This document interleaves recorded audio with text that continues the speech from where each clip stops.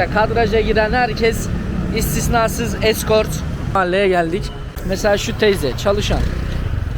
Bu arada burada parasını verip de alamayacağınız, parasını verip de bulamayacağınız bir şey yok yani. Size yeter ki parayı göster. Bulunduğu yere yatıyorlar genelde. Akşam daha detaylı gösteririm. Mesela şunlar, şurada duranlar, şurada duranlar. Bu da. Çok diplerine girmeden buradan çekeyim de rahatsız etmeyeyim. Şurada şöyle.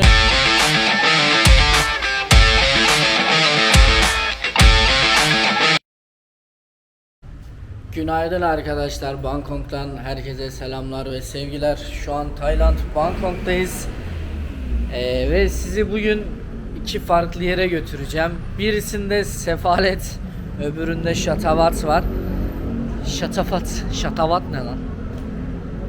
Şu an şeye gideceğiz. İlk gideceğimiz bölge komple, mahalle komple, belki nüfusunun %80'i, %90'ı hayat kadını olan bir cadde. Ve bu sokakta kadraja giren herkes, istisnasız, turist olmadığı sürece o sokakta kadraja giren herkes istisnasız eskort. Çoğunluğu sokakta yaşayan insanlar bunların. Zaten gittiğimiz zaman daha detaylı anlatırım orada. Ama mesela örnek veriyorum, görüyorsun değil mi? Bir yerde oturuyor. O kişi orada çalışıyor, orada uyuyor. Yer dediğim normal yerde. Mesela bankta oturuyor. Orada çalışıyor ve orada uyuyor. Olay tamamen bu. Sokak, mahalle burası daha doğrusu. Ve bu mahalleyi size göstermeye çalışacağım. Buraya akşamları tek başınıza girmemeye özen gösterin. Çünkü nüfusu çoğunlukla sokakta kalan insanlar olduğu için ne yapacakları belli olmaz. Tehlikeli değil bu arada. Ama kaybedecek hiçbir şey olmayan insanlarla dolu bir bölgede ne kadar güvenli olabilir? Onun kararını siz verirsiniz. Ben gece çok dolaştım. Yani bu bölgeleri ezberledim. Benim şu an Tayland'da 3. gelişim.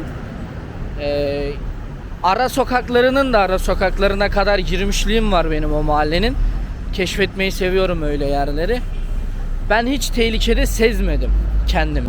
Şimdi burası varlıkla yokluğu bölen cadde. Şu taraf Koh San.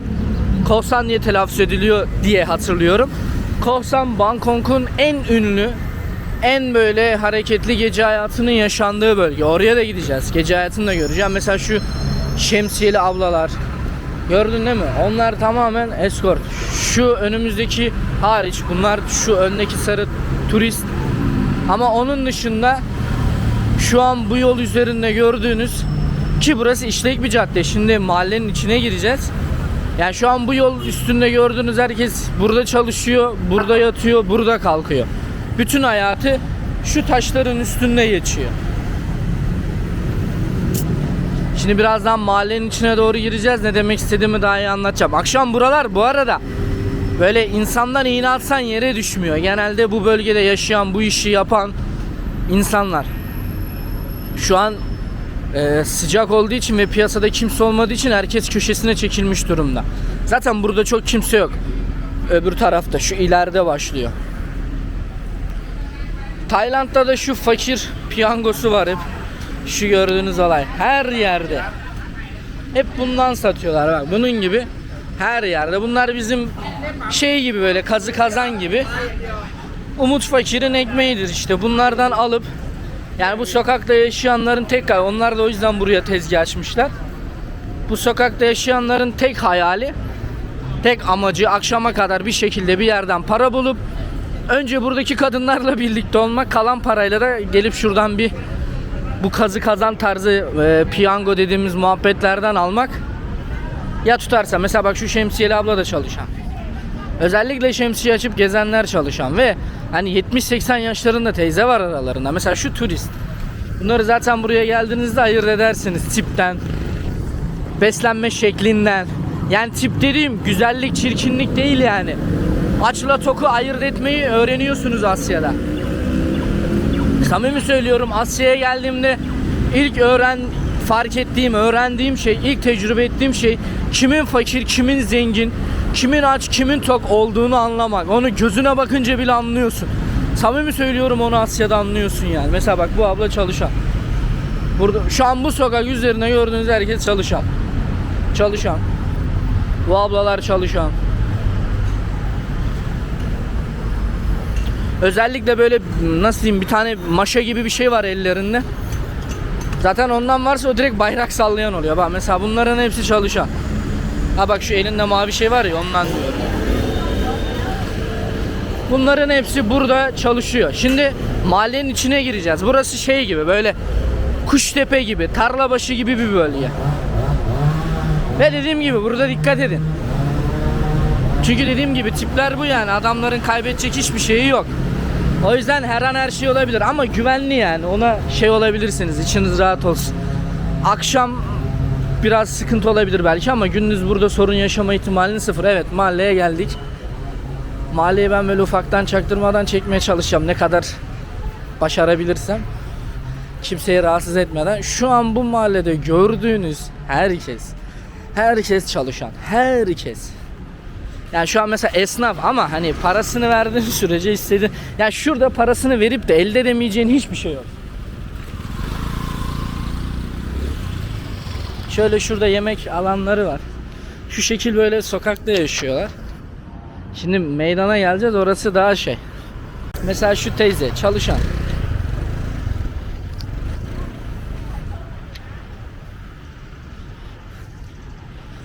Burası bildiğiniz İstanbul'un Tarlabaşısı, Ankara'nın Çinçini, ne bileyim işte Kuştepe'si, Gültepe'si, Nurtepe'si. Burası öyle bir yer.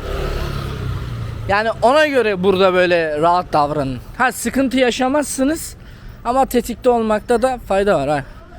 Bana iş atıyor. Yani oğlum bedava üstüne para versen düşünmem yani. Şöyle. Çoğunlukla buralarda seyyar tezgah açarak da geçinmeye çalışıyorlar. Ama onların hepsi ek gelir. Mesela ana merkez şurası. Şurası buranın 4 yolu. Burası ve arkası. Arka taraflar bir tık daha tehlikeli. Orada dikkatli olun yani. Yani şuranın arkası bir tık daha. Mesela şu gördüğünüz köşede duran herkes. Mesela şurada duruyor. Bu arada burada parasını verip de alamayacağınız, parasını verip de bulamayacağınız bir şey yok yani. Size yeter ki parayı gösterin. Zaten bütün kapılar kendisi açılıyor. Evliymiş. Ya ben özellikle Tayland'da bunu gördüm. Yani evli olması önemli değil birinin ha. Yani Taylandlı birisi. Genelde anlamadım yani burada seks turizmi çok ciddi derecede şey böyle. İçlerine işlemiş yani. Sanki bunun için dünyaya gelmiş gibi bir halleri var. Şu an bu bölgede gördüğünüz insanların %70, %80'i sokakta yaşıyor bu arada. Şöyle.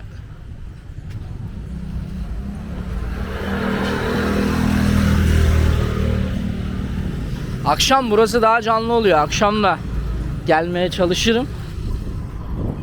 Şöyle. Burada bu arada böyle bit pazarı tarzı kıyor. Walk with me. Burada böyle pazar tarzı, bit pazarı tarzı şeyler de çok var. Turistler de o yüzden gündüzleri buraya geliyor. Ben de ilk öyle keşfetmiştim zaten burayı. Bit pazarları falan diye de. Burada bu tarz böyle hediyelik eşyalar da var. Ya şöyle. Ama bunların çakma yani. Buranın böyle detaylı incelerseniz belki düzgün bir şey çıkma ihtimali de var bu arada. Genelde mesela bu muskaları gelip böyle büyüteçle inceliyorlar. Bunlar muska. Şunları mesela büyüteçle inceliyorlar. Bunların değeri işte hangi monk tarafından yapıldığına göre. Yani orijinal ve ünlü bir monksa milyon dolarlara kadar çıkıyor değeri. Şöyle yüzükler falan var. Bu ablalar da çalışan. Şu an mesela burada gördüğünüz oturanların hepsi çalışan.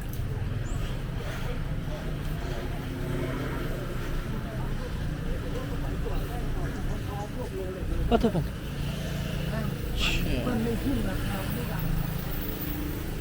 İnsanları çok rahatsız etmeden çekmeye çalışıyorum. O yüzden bir tık hızlı geçiyorum. Yani sıkıntı yaratacaklarından değil. Hani ben Tayland insanı kadar hoşgörülü bir insan daha görmedim Asya'nın bu kesiminde. Ben hani insanları rahatsız etmemeye çalışıyorum. Yoksa güvenli. Bangkok'un genel anlamda çok ciddi derecede güvenli. Hatta doğrusu Tayland'ın yani genel anlamda güvenli. Tabi bu da çok ilginç bir tezat. Tayland'da birçok şey yasal aslında. Hani bizim ülkemizde ciddi derecede suç teşkil edebilecek. Örnek veriyorum, uyuşturucu vesaire çok ciddi derecede burada yasal. Ya dilediğiniz gibi diyorum ya, parasını verdiğiniz sürece Tayland'da yapamayacağınız ve bulamayacağınız şey yok. Ama ona rağmen hiç suç oranı yok yani. Böyle şöyle biraz daha geniş açıdan alayım.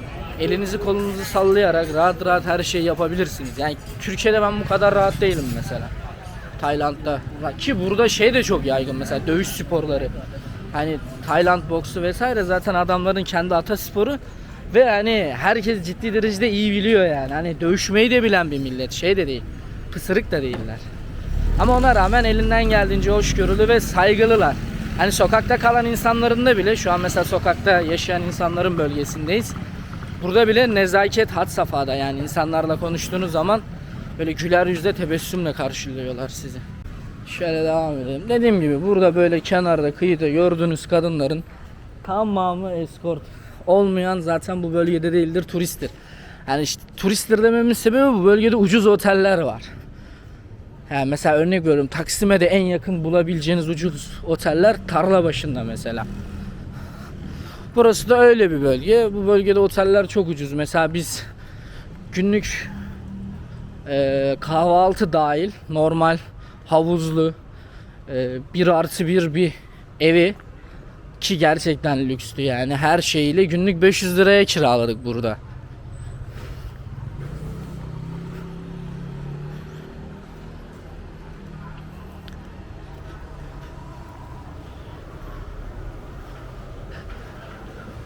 Yani mesela şu şekilde, şu gidenler, örnek veriyorum, turist.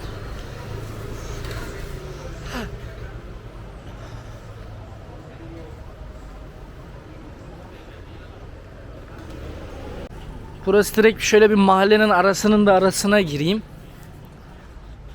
Küfür gibi söyledim la cümleyi.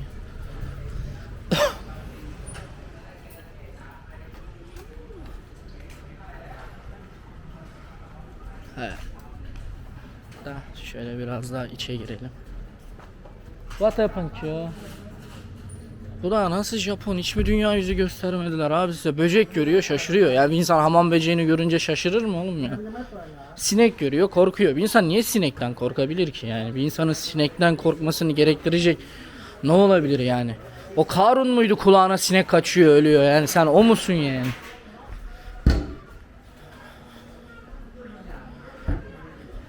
Yani her insanın, her milletin, hani mesela görmemiş diyoruz ya, görmemiş olduğu konular var ve bu konular böyle minimum seviyeye gelince, hani minimum şeyleri görmemiş olunca, küçük şeyleri daha şaşırtıcı, komik oluyor. Şu mesela domuz eti, artık domuz etini yağından tanımaya başladım yani. Çok yağlı abi domuz etinin tipi ya. Hani mesela helal olsa, hani ayet inse domuz eti yemeyen cennete giremeyeceği, yine yemem. Çünkü bizim onu sindirebileceğimizi sanmıyorum. Çok ciddi derecede yağlı görünüyor. Özellikle Gürcistan'da görmüştüm. Çok ciddi derecede soğumuştum yani. Bir pazarda baktım domuz eti. Abi bu kadar yağlı bir et olamaz ya. Böyle görüntüsü, hani çiğ etli, böyle asmışlar askıyla. Çok iğrenç bir görüntüsü vardı yani. Çok yağlı, yenmez o. Evet, bu sokak böyle. Son olarak şöyle içe doğru da gideyim. Bu sokaktaki, bir daha akşam geliriz. Şu an pek bir hareket yok sokakta. Yani bu sokağın en sessiz, en sakin yanı hali. Şu an çünkü saat 11 falan öğlen. Mesela şöyle. Bu insanların hepsi burada sokakta yaşıyor. Yani mesela bulunduğu yere yatıyorlar genelde. Akşam daha detaylı gösteririm. You need water. Genelde böyle bulunduğu yere yatıyorlar. Tabii bu tezgahı açanlar değil. Akşam ne demek istediğimi daha detaylı anlarsınız ya. Şu an yani çok bir şey gösterecek bir ortam yok. Ya var da benim göstermek istediğim kadar detaylı bir ortam yok. Aslında bu bile dünyanın çok adaletsiz bir yer olduğunu gösteriyor. Ot kokuyor. Ot içiyorlar ha. Şöyle ot çekiyorlar abilerim. Elindeki bong yapıyor o bambuyla. Burada dediğim gibi her şey yasal. Gizli saklı gitmiyor burada. Hello. Gizli saklı dönmüyor burada bir şeyler. Şöyle.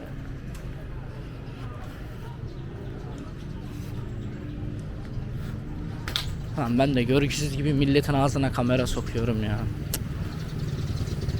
Şurası mesela ana merkezlerden birisi şu ev. Genelde bu bölge için söylüyorum. Yani her sokakta 7-8 farklı böyle genel ev gibi işletme var. Bu bölgenin, bu sokağınki bu bina. Değişik ya. İlginç olay ne biliyor musunuz? Buraya turist gelmiyor. Yani Tayland seks turizmiyle ünlü bir yer ama hani bu sokak daha çok böyle yerel halklar ve açlar için. Çünkü çok kirli burada her şey. Sokakta yaşadığı için insanlar, yani sokakta yaşayan birisine de birlikte olmak için para vermezsin yani. Şahsen ben vermem. Neyse. Ne diyordum ben ya? Genelde ya burada sokakta yaşayan insanlar buradaki kadınlarla birlikte oluyor, burada kalıyor. Bir de ben turist olarak genelde yaşlı Japonları gördüm burada. Hani onlar bu bölgede biraz daha aktifler. Ama şu benim çok ciddi derecede dikkatimi çekti. Mesela burada bu bölgede sokakta yaşayan insanlar günlük gidip nasıl yapıyorsa bir yerden para buluyor. Çalışıyor olabilir, çalıyor olabilir, bilmiyorum. Yani her yolu deniyor para bulmak için. Parayı bulduğu zaman dediğim gibi gelip buraya yaptığı ilk şey buradaki kadınlarla birlikte olmak. Ya ben mesela açsın, sokakta yaşıyorsun.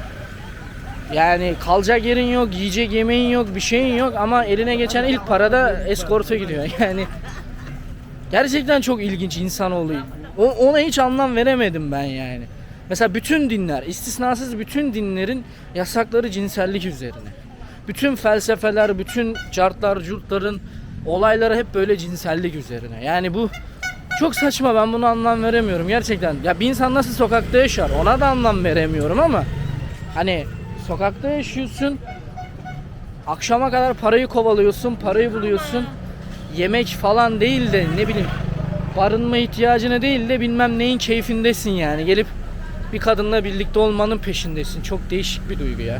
Bir de masaj var. Onu da gösteririm. Şu an şu sokakta böyle yere minder gibi bir şey serip onun üstünde masaj yapıyorlar. Bir de ona gidiyorlar. Hani halimiz itten beter ama keyfimiz krallarda yok muhabbetini gerçekleştiriyorlar herhalde. Neyse, şu an bu sokağın olayı bitti. Şu an gündüz gözüyle bu kadarını göstereceğim.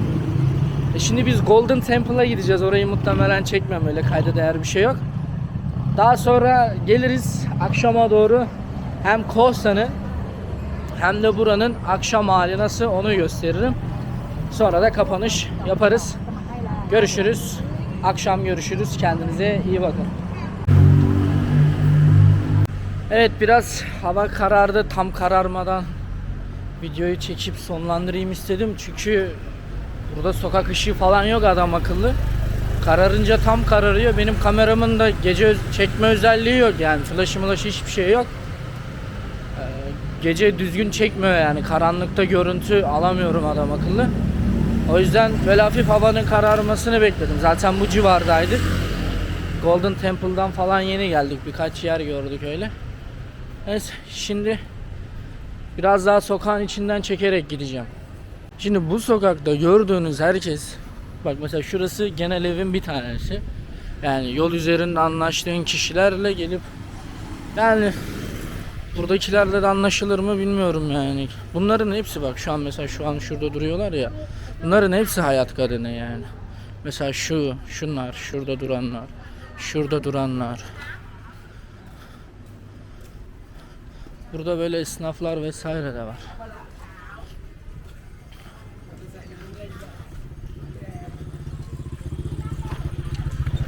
Yani bu mahallenin genel nüfusu hayat kadınlarından ve torbacılardan oluşuyor. Bu da mesela çalışan.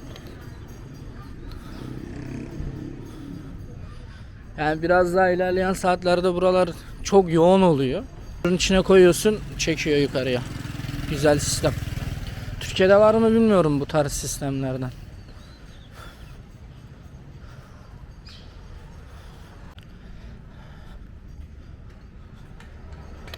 Bu da çalışan.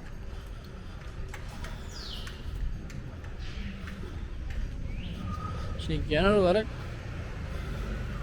buradaki herkes işçi, ya burada yaşıyorlar çoğunlukla. Burada sokakta kalıyorlar çoğunlukla. Yani iyi kazananın evi var anladığım kadarıyla. Çok garibime gidiyor. Zaten bu işi yapıyorsun, anladın mı? Nasıl sokakta kalabiliyorsun? Yani hiçbir iş yapmayın ya. Gidin asgari ücretli iş bulun. 5 kişi toplansanız yüzlerce insan sokakta kalıyor. Hatta binlerce, hangi yüz? 5 kişi bir araya gelseniz bir daire tutabilirsiniz diye düşünüyorum yani. Ha, sokakta kalmaktan iyidir bence. Şöyle.